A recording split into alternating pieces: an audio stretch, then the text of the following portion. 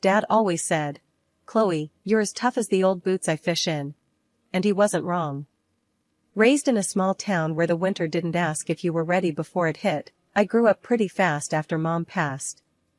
All I got of her is a couple of pictures where she's smiling under the brim of Dad's fishing hat, her eyes kind of crinkling at the corners.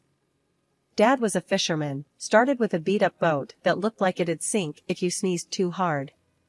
But he had big plans, worked his fingers to the bone, and eventually built up a business that had our name slapped on a huge fish processing plant down by the docks. He was out before sunrise, back after dark, always smelling like the catch of the day. It wasn't like he left me to fend for myself though. Carol, my stepmom, came into our lives when I was about 7. She couldn't have kids of her own, so she poured all that pent-up love into me. We didn't always see eye to eye, especially when I hit those teenage years and got all prickly, but she stuck by me like glue. One night, I remember sitting at the kitchen table with my book spread out, and Dad came in, looking more tired than usual. Carol had fixed him his favorite, salmon, hand-fried just right, and he slumped down at the table, gratefully.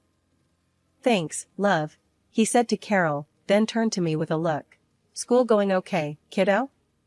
"Sakai. Just boring," I shrugged, scribbling something in my notebook.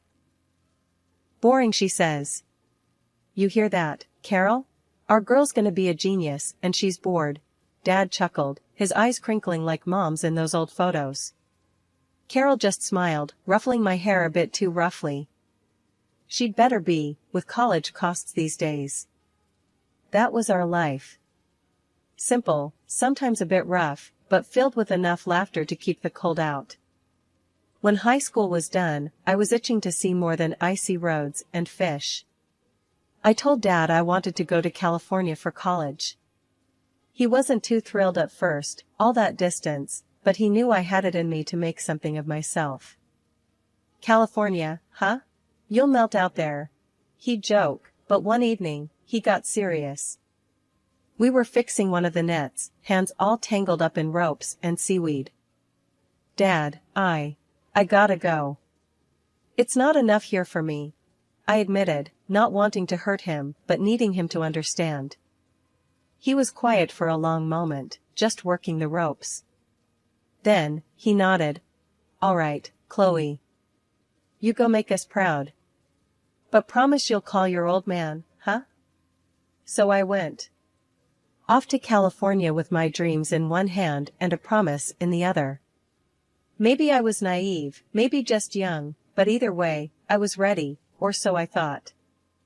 Stepping off the plane in California, the sun hit me like a slap in the face, warm and bright and relentless. Not a lick of the cold, harsh winds of Alaska. My first thought? Dad was right, I was gonna melt. College was a whole new world. Campus was buzzing with folks from all corners, talking fast about things I hadn't even heard of. I bunked with a girl named Jess, a local who took one look at my flannel and boots combo and said, "You're not in Alaska anymore, girl." "I can see that," I shot back, trying not to feel like a fish out of water. Jess laughed, a good, hearty sound. "You'll fit in just fine. Everyone does eventually." Classes kicked my butt at first. Economics isn't for the faint-hearted, and I had to hustle harder than I thought. Nights were long, coffee-fueled marathons with books and laptops. One day, slumped over a textbook in the library, a guy dropped into the seat opposite me. He had a smile that seemed too easy. "That looks intense. Preparing to take over the world?" "Just trying not to fail my midterms," I said, pushing up the glasses that had slid down my nose. "Ah, the humble student life. I'm Michael, by the way." He extended a hand, and I shook it, noting the firm grip. "Chloe. Nice to meet you," I replied, then went back to my books. Michael was in some of my classes, and we kept bumping into each other. We started having lunch together, sharing complaints about bosses and deadlines. Michael was easy to talk to, made me laugh more than I expected. It wasn't long before we started dating.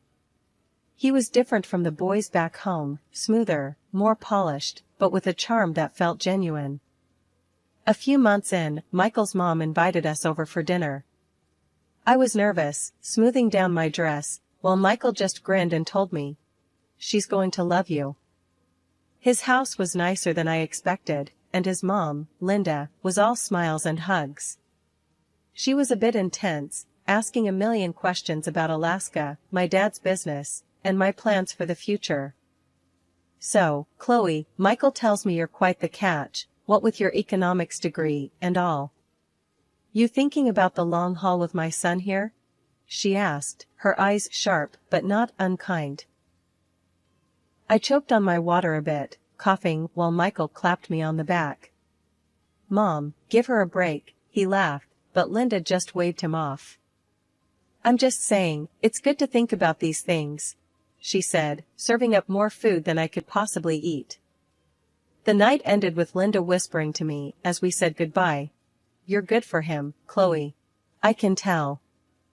Driving back, Michael was quiet for a long time before he said, "So, what do you think? About us, I mean?" "I like where this is going," I said, feeling a mix of excitement and nerves. "Let's see where it leads, okay?" "Okay," he agreed, and for the first time in a long time, California didn't feel quite so far from home. As I lay in bed that night, the distant sound of the ocean in my ears, I thought about Dad and Carol. They'd be happy for me, I figured. Happy that I was finding my way, making connections, maybe even building a future. The wedding was a blur, flowers, smiling faces, and a dress that felt a bit too tight. After all the dancing and cheers, when we finally settled into living at his mom Linda's house, reality started to set in. "Chloe, you'll see, it's easier this way. Mom needs us, and we can save up for our own place," Michael reassured me one evening as we unpacked our wedding gifts in what used to be his old room. "Yeah, I guess you're right," I replied, trying to sound more convinced than I felt. The room still had his high school trophies and old posters on the walls. It didn't feel like ours, it felt like I was just visiting. Things were fine for a while. Linda handled most of the house chores, letting me find my footing at my new job and in this new role as a wife. But about 6 months in, everything changed overnight. "I went to the doctor today, Michael. My back's worse, and he says I need to take it easy," Linda announced one night at dinner, her voice tinged with worry. "Of course, Mom. Chloe and I can take on more around the house, can't we?" Michael said, turning to me. I could only nod, my mind racing with what that meant. Before I knew it, Linda's version of taking it easy meant I was doing everything from cleaning to cooking, with her supervising from a kitchen chair. "You'll want to add more salt to that, dear. Michael likes his food with a bit more flavor," she'd say, watching me fumble around with the spice jars. One day, as I was elbow-deep in scrubbing the bathroom, Michael called me. "Hey, Chloe, Mom's really not doing well." I was thinking, maybe you should consider taking some time off work to handle things around here. I stopped scrubbing, the sponge dripping in my hand. "Take time off? Michael, I just started getting the hang of things there," I protested, feeling a mix of anger and disbelief. "It's just temporary, babe. For Mom. We need to look out for her," he pushed, his voice firm, leaving no room for argument. So, I did it. I quit my job, telling myself it was the right thing to do, the family thing. But days turned into weeks, and my job at the office turned into full-time housekeeping. Linda's health issues seemed to vanish when it came to critiquing my cleaning. I'd vent to Michael when he got home, but it was like talking to a brick wall. "She's just trying to help, Chloe. You know how she is," he'd say, brushing it off, making me feel smaller and more isolated each time. Every day was a marathon of chores. I scrubbed, dusted, and cooked with all the energy I could muster, but Linda always found fault. "You missed a spot there, just behind the couch. And use more elbow grease, will you? It's still not clean," she would say, her voice sharp, cutting through the hum of the vacuum cleaner. Cooking was another battlefield. No matter how carefully I followed recipes or tweaked them to what I thought were her tastes, Linda's verdict was the same. After barely tasting a dish, she'd push her plate away slightly and sigh. Bland and tasteless, Chloe. You really should take some cooking lessons. Michael, ever his mother's son, only shrugged off my complaints. Mom's set in her ways, Chloe. She just wants to help you get better at this stuff, he'd say, his words meant to soothe, but only adding salt to my wounds. His indifference stung almost as much as his mother's critiques. One fateful day, the old washing machine decided it had enough. I was halfway through a load of laundry when it shuddered, clanked ominously, and then stopped. Smoke wafted from the motor like a distress signal. The sinking feeling in my stomach matched the silence of the now-dead machine. Linda came rushing in, drawn by the noise. Her reaction was volcanic. Look what you've done now. That was a perfectly good washing machine, and you've broken it because you can't even operate a simple machine correctly. Her words were like daggers, and her voice rose with every syllable. I stood there, the smell of burnt motor mingling with my rising panic. Linda, it was very old. It was bound to break down eventually. I tried to explain, my voice meek against her tirade. That's nonsense. It worked fine before you started using it. This is coming out of your pocket, Chloe. You're costing us so much. She stormed out of the room, leaving me to stare at the defunct appliance, feeling smaller and more helpless than ever. Later, in the quiet of our bedroom, I broached the topic with Michael, hoping for some support or at least a recognition of the unfairness. The washing machine broke today. Your mom thinks I should pay for a new one, I said, my voice nearly a whisper. He didn't look up from his phone. Well, can you? It would really help out. I don't have that kind of money, Michael. You know I left my job, I reminded him, a desperate edge creeping into my tone. Then ask your dad. He can afford it, he replied casually, as if I were discussing buying a new dress rather than solving a crisis inflicted by his mother. The call to my dad was one of the hardest things I've had to do. I dialed the number, each tone heavy with dread. When he picked up, his voice was a bomb, but it only made things harder. Hey, kiddo. How's everything with you? Dad's cheerful greeting twisted my heart. Hi, Dad. I'm good, but, I need a favor. Can you help me buy a new washing machine? Ours just broke, I said, skipping over the hows and whys. I couldn't bring myself to tell him the whole truth, it felt too much like betrayal. Of course, Chloe. I'll transfer the money right away. Don't you worry about a thing, he replied, his willingness to help both a relief and a burden. When the money came through, Linda oversaw the purchase of a new, top-of-the-line washing machine, boasting of its features to anyone who would listen. Before long things went from bad to unbearable. It started with her asking for money to cover minor repairs around the house, a leaky faucet here, a cracked tile there. But soon, those small demands escalated into full-blown renovations. Chloe, this house deserves to look its best. We need to live in a place that reflects our status, Linda would assert, as if it were the most natural thing in the world to upgrade her living room or the kitchen on a whim. I tried to resist, to suggest we budget or delay some of the work, but she brushed off my concerns with a wave of her hand. The first few times I called Dad to ask for money, I felt a knot in my stomach. He always answered with a smile, happy to see me, even if it was just on a screen. How's my girl? He'd ask, his eyes crinkling at the corners. I'm good, Dad. Listen, I need to ask for some help. We've got some repairs to do around the house, and well, it's a bit more than we can handle right now, I'd say, trying to keep my voice steady. Dad never hesitated, always quick to offer whatever help he could. Of course, kiddo. I'll transfer the money today. You just make sure you're taking care of yourself, all right? But Linda's demands grew. One video call turned into weekly sessions where she'd hover in the background, making sure I looked presentable. Put on some makeup, Chloe. "Look lively for your father," she'd command, covering up the fatigue that had become my constant companion. It wasn't just the house that was being transformed. Linda decided she needed a new car, something more fitting for her status.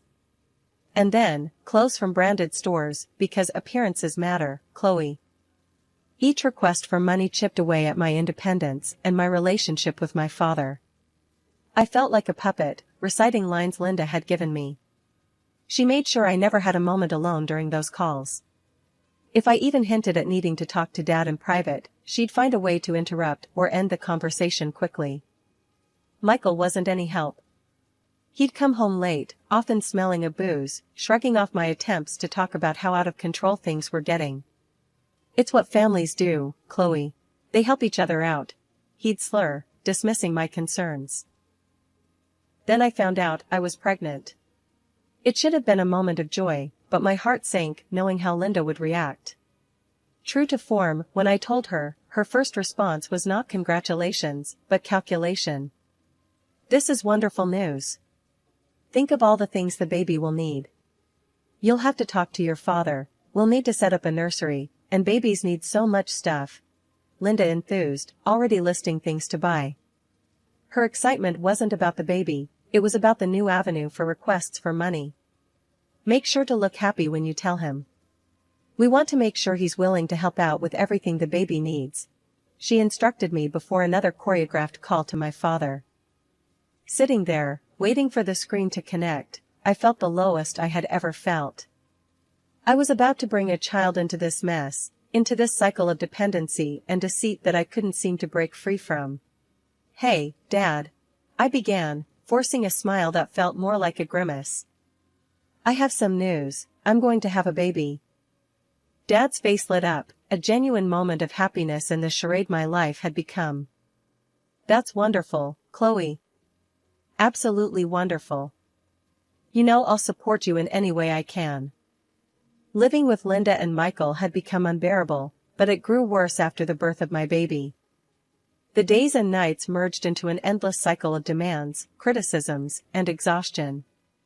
Michael was hardly ever home, and when he did show up, his presence only added to the tension. "You've really let yourself go, haven't you?" Michael would sneer, eyeing me as if I were a stranger, not the mother of his child. "You look like an elephant. I can't even stand to sleep next to you." His words cut deeper than knives, leaving scars no one could see. I cried most nights, silently, the sobs shaking my body while I tried to muffle the sound with a pillow so as not to wake the baby or attract Linda's attention. The baby didn't sleep well, up at all hours, crying more often than not. I was running on fumes, every day a test of my endurance.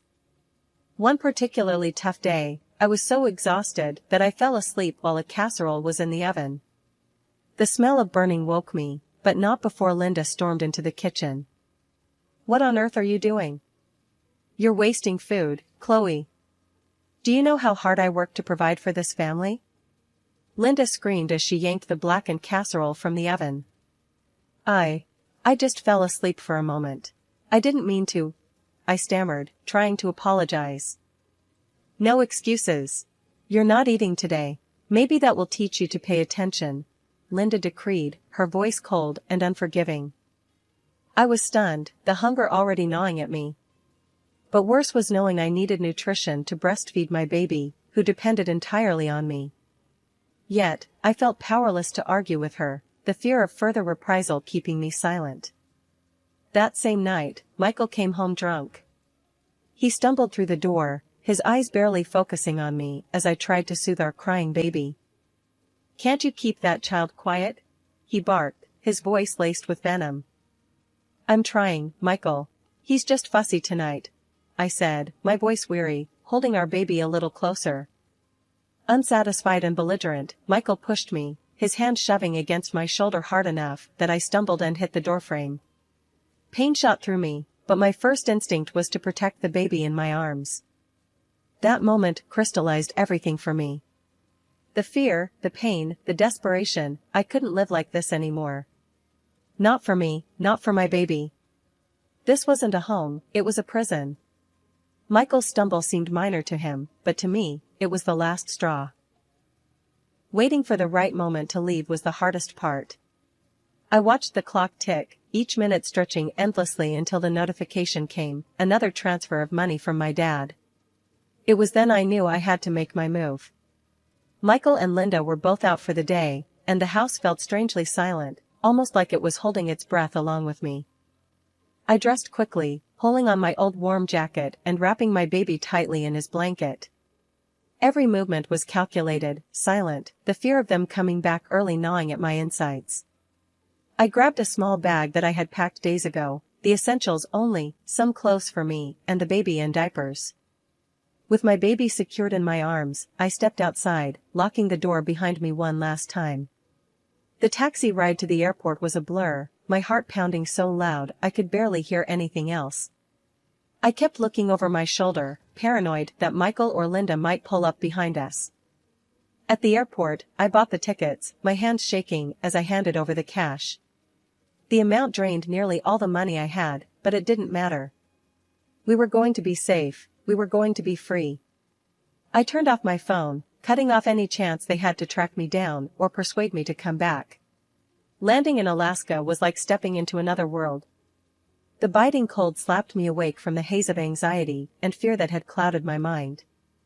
I hailed another taxi and gave the driver my dad's address.